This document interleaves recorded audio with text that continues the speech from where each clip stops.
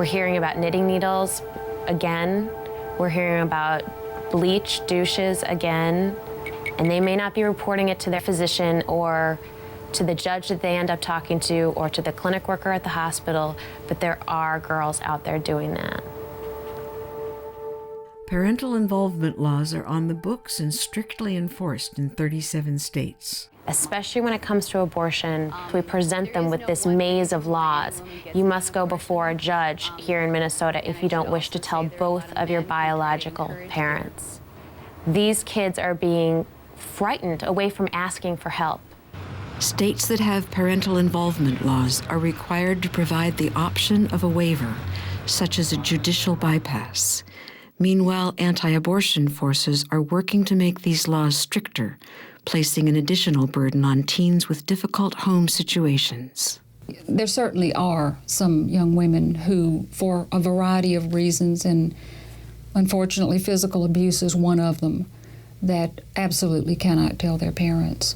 And we talk to them then about judicial bypass. There are some counties in this state that have judges that are just absolutely opposed to abortion, no matter what the circumstances. And when a young woman comes to them seeking the judicial bypass, they're put off. And it drives some young women to either go to an incompetent abortion provider, an illegal provider, and they're still out there, or to try to do a home remedy. The one that really comes to my mind first when I think back about this was a 15-year-old girl, and someone told her that if she would douche with bleach, that she would abort on her own. So that's what she'd been doing for about a week when she came to us.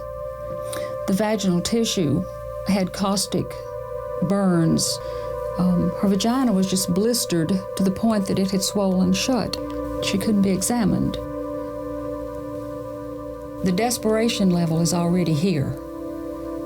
It's the young women, it's the poor women. It's the women who feel like they can't tell anybody, who feel so socially ostracized because of the dilemma that they find themselves in the first place. As the states pass more and more restrictive laws that make it harder and harder, that shrink access more and more, we see those numbers growing.